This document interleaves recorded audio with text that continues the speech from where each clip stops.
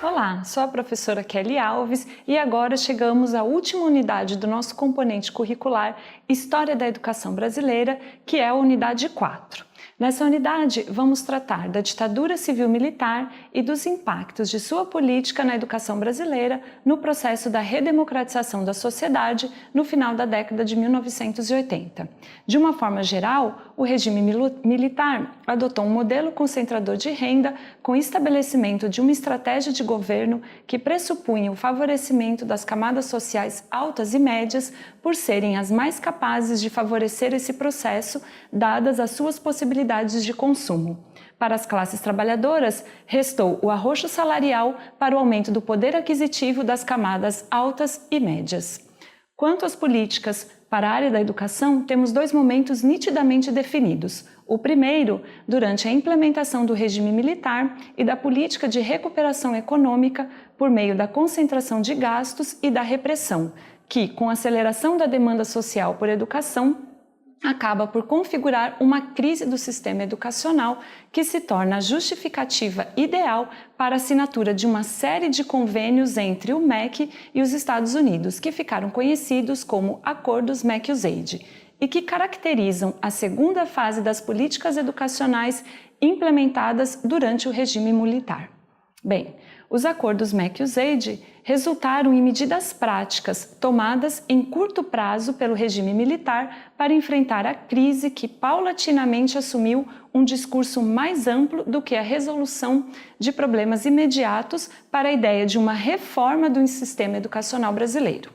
Influenciados pela assistência dada pela USAID, se defendia a necessidade de se adotarem, em definitivo, as medidas para adequar o sistema educacional ao modelo de desenvolvimento econômico, sendo a crise usada como justificativa para a cooperação e a reformulação do sistema a partir de novas bases.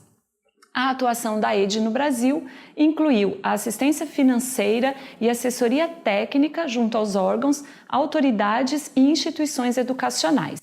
Além disso, sua ação envolvia a doutrinação e treinamento de órgãos e pessoas intermediárias com vistas a uma interferência na formulação das estratégias e programas de ensino, a responsabilidade assumida pelo setor interno na aceitação dos programas e no trabalho de execução dos mesmos. Os objetivos práticos da EID estavam voltados para o estabelecimento de uma relação de eficácia entre os recursos aplicados e a produtividade do sistema escolar, buscando atuar sobre o processo escolar em nível do microsistema, no sentido de se melhorarem os conteúdos e métodos, atuando diretamente sobre as instituições escolares, no sentido de conseguir delas uma função mais eficaz para o desenvolvimento. Também propunha a modernização dos meios de comunicação de massas com vistas à melhoria da informação nos domínios da educação extraescolar. Quanto ao ensino superior, sugeria que o mesmo fosse reforçado com vistas ao desenvolvimento nacional. Entretanto, a reforma universitária, implementada em 1968, não apresentou uma visão inovadora ou revolucionária sobre o papel da universidade na produção do conhecimento, mas tão somente modernizadora e acomodatícia com relação às demandas do mercado externo. As propostas implementadas no contexto dos acordos MEC-USAID atingiram de alto a baixo todo o sistema de ensino nos níveis primário, médio e superior, nos ramos técnico e profissional. Além disso, influenciaram nas diretrizes adotadas para a reestruturação administrativa, o planejamento e o treinamento de pessoal docente e técnico. A partir da década de 1990, após o processo de redemocratização, podemos identificar uma mudança na relação público-privado na agência educacional, devido a mudanças nas estratégias de modernização do capitalismo brasileiro, com um modelo de desenvolvimento voltado para a abertura ao mercado internacional, acompanhado da diminuição de verbas destinadas à educação. Por outro lado, temos também o processo de redemocratização da sociedade brasileira, com a elaboração da Constituição de 1988, da nova Lei de Diretrizes e Bases da Educação Nacional de 1996 e a retomada de questões relativas à liberdade de ensino, à laicidade, o financiamento e o papel do Estado na educação. Nesse contexto de redemocratização, vive-se um momento de mobilização da sociedade pelo atendimento de demandas sociais por parte do Estado. Em contrapartida, as políticas públicas implementadas se basearam muito mais em programas emergenciais e assistencialistas. No que se refere ao plano educacional, as políticas adotadas começaram a ser realizadas pelos municípios e estados, basicamente por grupos de oposição ao regime militar que tentaram promover mudanças no sistema educativo que tinham como foco a melhoria da escola pública, a descentralização e a democratização do ensino. Bem, essa descentralização da gestão e dos recursos, como necessária reorganização das bases institucionais na democracia,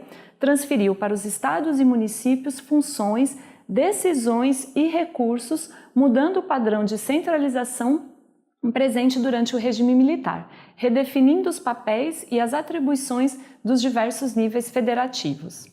A descentralização atendia a interesses e expectativas distintas dos neoliberais e dos setores privatistas que defendiam o Estado mínimo e os progressistas que viam na municipalização uma possibilidade de construção do poder local e popular por meio de uma gestão mais democrática dos recursos. No caso do Estado brasileiro, contribuía para o enxugamento das despesas em um contexto de crise econômica, desafogando das responsabilidades com a agenda da educação. Também atendia aos interesses das elites políticas locais interessadas em recuperar espaços de poder perdidos pela centralização do Estado, buscando a ampliação de suas bases eleitorais. Para a esquerda, era necessária como caminho para outorgar aos estados e municípios o poder que havia sido retirado pelo autoritarismo militar. Porém, essa nem sempre vem acompanhada da democratização da gestão dos recursos. Por exemplo, no que se refere à municipalização do ensino fundamental, nas regiões mais pobres do país, onde estão os professores com menor titulação e que estão mais sujeitas ao poder da política local.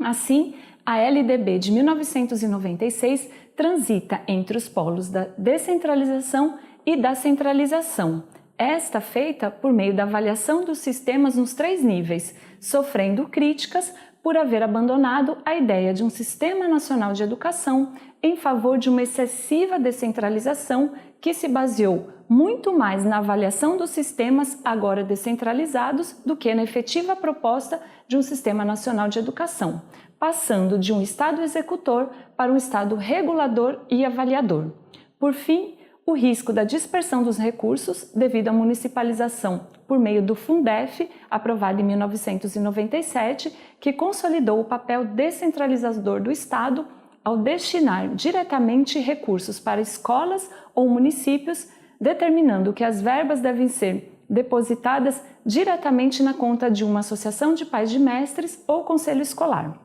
com o objetivo de que a sociedade civil se envolva no acompanhamento do uso dos recursos.